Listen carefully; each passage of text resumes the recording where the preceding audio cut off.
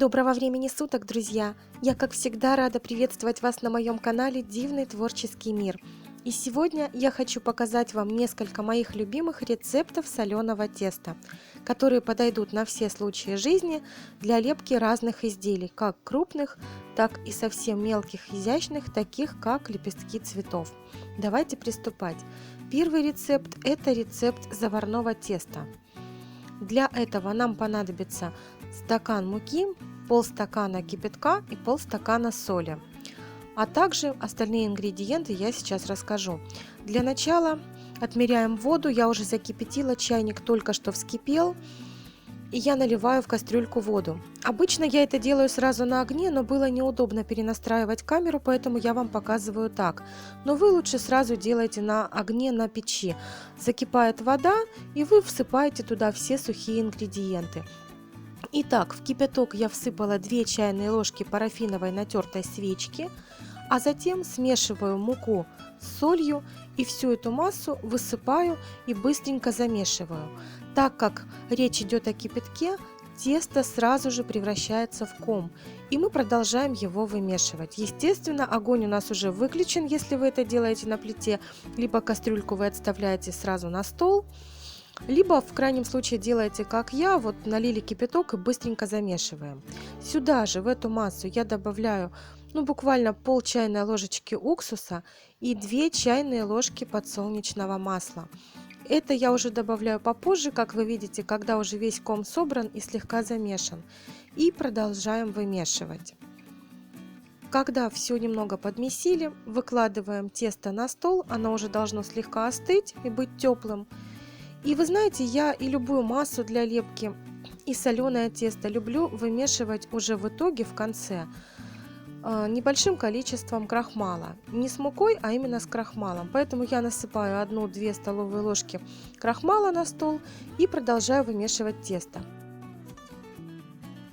И вот вы видите, оно еще даже не до конца вымешано, его надо еще продолжать вымешивать, но оно уже хорошо лепится и достаточно пластичное. Как вы видите, абсолютно не прилипает к рукам. Парафин обычно добавляют в различные рецепты холодного фарфора, но поверьте, в соленом тесте он тоже играет значительную роль. И вот именно вот в этом заварном рецепте он придает пластичности, мягкости, тесто становится более эластичным. Я обычно парафин засыпаю первым в кипяток, чтобы он быстренько растворился, а потом уже добавляю остальные ингредиенты. И вот, как вы видите, уже слепила на скорую руку небольшую розочку, и она прекрасно держит форму, и лепесточки получаются очень тонкие, так что этот рецепт замечательный, и он подходит для лепки самых тонких, самых изящных изделий. Попробуйте, надеюсь, вам понравится. А я приступаю ко второму рецепту, и он на основе клея для обоев. Обычный обойный универсальный клей. Итак, на полстакана воды я добавляю 1 столовую ложку обойного клея. Хорошенько перемешиваю и жду, пока он начнет разбухать. Масса должна загустеть и стать похожей на кисель. Вливаю все это в миску, в которой буду замешивать тесто. А насчет сухих ингредиентов все остается так же, как и в предыдущем рецепте. 1 стакан муки и полстакана соли. И если обойный клей у вас слишком загустел, он бывает разного качества и угадать невозможно, не переживайте, абсолютно так же, как и я, немного разбавьте водой. А затем уже добавляем сухие ингредиенты, стакан муки, смешанный с половиной стакана соли. И начинаем вымешивать. Лучше в данном случае добавить частями, чтобы посмотреть, как мука впитывается и сколько ее надо. Иногда нужно чуть больше, иногда нужно чуть меньше. Если вдруг вы всыпали всю массу сухую и тесто все равно жидкое, смело добавляйте еще муки и вымешивайте до той консистенции, которая вас устраивает. В соленом тесте все легко отрегулировать. Если тесто слишком густое, можно добавить капельку воды и снова перемесить. Если наоборот слишком жидкое, то добавляете муки, вымешиваете и проблема решена. А я добавляю в тесто 3 чайные ложки подсолнечного масла и снова продолжаю вымешивать. А теперь я выкладываю тесто на стол и вмешиваю в него 2 столовые ложки крахмала. И теперь уже доводим его до окончательной консистенции. Хорошенько вымешиваем, не торопитесь, потому что вымесить нужно очень хорошо, чтобы все компоненты между собой скрепились, соединились в единое целое. Вы знаете, вот это тесто с обойным клеем на ощупь тоже очень мягкое и приятное. Вот буквально как пушинка, его месишь, а оно такое нежное-нежное. Кстати, все эти рецепты я когда-то нашла на просторах интернета. Там их огромное количество, и можно выбрать все, что вам нравится. И вот когда крахмал весь вмесили в тесто, я добавляю буквально на руки чайную ложечку подсолнечного масла и вымешиваю уже до окончательного состояния теста.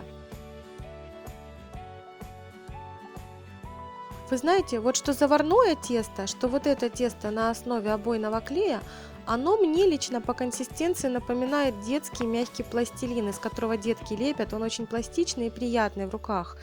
Вот есть еще такой пластилин Play-Doh, вот очень напоминает по консистенции. Из этого теста тоже прекрасно лепятся различные изделия. И мы убираем его в пакет, чтобы оно отлежалось. А я приступаю к третьему рецепту. Третий рецепт совсем простой. 1 стакан муки, полстакана воды, полстакана соли и буквально 1-1,5 столовые ложки крахмала.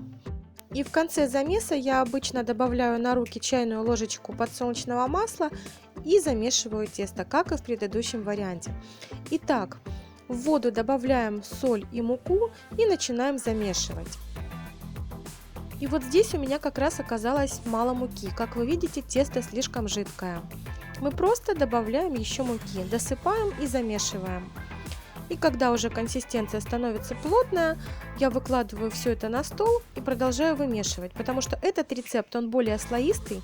Его надо также выложить на стол и уже хорошо вымешивать. Он комком сразу не становится, потому что здесь нет таких элементов, как обойный клей, и мы не заваривали это тесто, поэтому его мы обычно начинаем уже хорошенько-хорошенько соединять прямо на столе.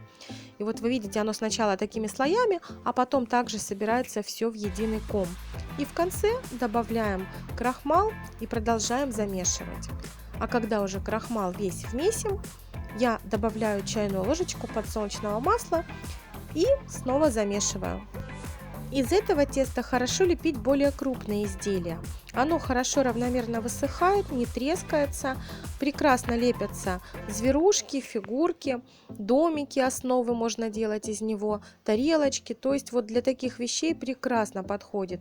Но поверьте, я из него лепила даже цветы и также отлично получается. Но оно не такое пластичное, как первые два рецепта. А в остальном также можно слепить из него что угодно при желании. Я сейчас хочу пронумеровать все рецепты, чтобы не запутаться. Вот у меня их уже 3. И сейчас буду делать 4-й рецепт. Итак, для последнего рецепта я беру полстакана воды и добавляю в него 1 полную столовую ложку клея ПВА. У меня клей ПВА достаточно хороший. Это маркировка М1. И вот я размешиваю и эту массу вливаю в емкость, в которой будем делать тесто. Туда мы добавляем также стакан муки и полстакана соли. Можно сразу добавить сначала соль, потом муку. Можно смешать сначала сухие ингредиенты, а потом уже высыпать, как делаю я сейчас. И частями всыпаю, замешиваю, постепенно добавляя остальную массу. Кстати, не забывайте, что для замешивания соленого теста подходит только мелкая соль, такого типа, как экстра соль, которая продается везде, в магнитах, в любом магазине. Только такая. Итак, вот я замешиваю, также выкладываю на стол уже для окончательного замеса теста. Тесто должно быть плотным и упругим, слишком мягким его делать не нужно, так как из него будет неудобно лепить, оно будет плохо держать форму.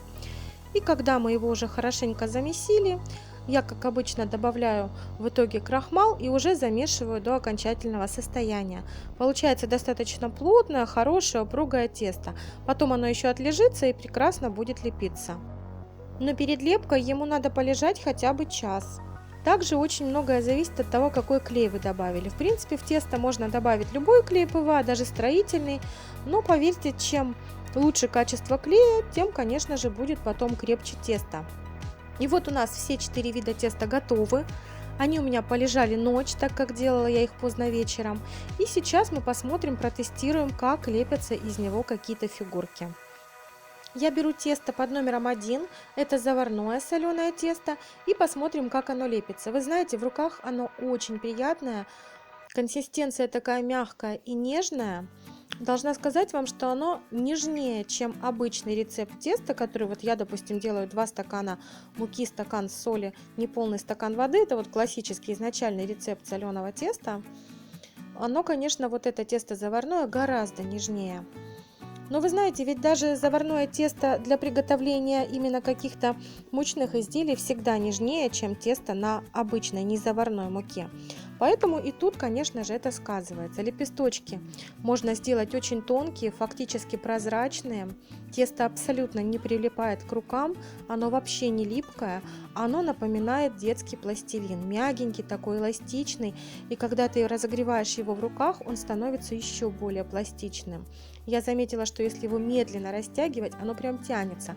Хотя это не свойство соленого теста. Обычно тянется холодный фарфор, но не соленое тесто. А тут вот оно даже чуть-чуть тянется, когда вот медленно растягиваем. Вот такие цветочки получаются с помощью молдов. Также из него прекрасно лепятся любые цветочки с тонкими нежными лепестками, с тонкими листьями, а также прекрасно вылепливаются фигурки из молдов с какими-то супер тонкими вкраплениями, детальками, углублениями. Вот из этого теста все получается отлично. И вот вы видите, как оно тянется. Оно действительно достаточно пластично. Я не говорю, что оно пластично, как холодный фарфор. Нет, ни в коем случае. Но для соленого теста это прогресс. Итак, мы дошли до номера 2. Это тесто с обойным клеем. Вы знаете, оно так же, как и первый номер, очень пластичное, мягкое и приятное на ощупь. Его очень приятно вот держать в руках, лепить из него что-то. Лепесточки получаются также достаточно тоненькие, хотя принято считать, что вот заварное тесто лидер по тонким лепесткам, и именно оно подходит для лепки особо изящных цветов. Я с этим, конечно же, согласна, но поверьте, вот из этого теста тоже все прекрасно лепится. Как вы видите, вот лепесточки делаются достаточно тонкие. Этот рецепт теста мне тоже очень нравится. Хотя, вы знаете, я делала как-то картину из соленого теста. Это было несколько лет назад. Эта картина у меня сейчас находится дома. И вы знаете, я делала ее из обычного классического рецепта соленого теста. Буквально вот 2 стакана муки, стакан соли, неполный стакан воды. И все. И у меня прекрасно лепились цветы. И все получалось. Потому что в соленом тесте есть один такой момент. Очень хорошо лепятся цветы тогда, когда тесто свежее. Если у вас свежее замешанное тесто, вы сможете сделать из любого рецепта соленого теста достаточно тонкие лепестки. Вот когда оно немного полежит, уже немножко другая история. А из свежего теста лепятся любые тонкие лепестки. Я пока рассказывала, уже дошла до 3-го рецепта, и вот вы видите, какие цветочки получаются из него, тоже достаточно четкие и хорошие. Это рецепт фактически классический, без каких-то лишних добавок, просто добавляется крахмал, помимо основных классических ингредиентов, и немного масла в конце, и все. И вот оно также прекрасно лепится, и при желании вы можете сделать из него и розу в том числе, с достаточно тонкими лепестками. Но оно не такое пластичное, как первый рецепт и как второй, пожалуй. И последний рецепт с клеем ПВА. Это достаточно крепкое, хорошее тесто. При высыхании изделия получаются очень прочные. И вот именно изделие с клеем ПВА, даже если оно упадет, может быть, от него отколется кусочек, но оно не разобьется, скорее всего.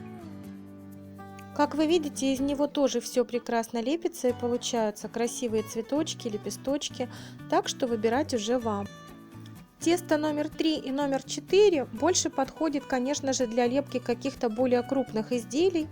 Хорошо будут лепиться какие-то зверушки, крупные детали, а первые 2 теста можно использовать именно для мелких изящных деталей. Хранить соленое тесто нужно в холодильнике, там оно сохраняется порой до месяца. Я показала вам 4 замечательных, на мой взгляд, рецепта. Надеюсь, вы найдете свой идеальный рецепт соленого теста. Подписывайтесь на мой канал, ставьте лайки, нажимайте на колокольчик, чтобы не пропускать новые видео. Пишите комментарии, я обязательно на них отвечу. А сейчас я с вами прощаюсь. Всего вам самого доброго и до новых встреч. Пока-пока!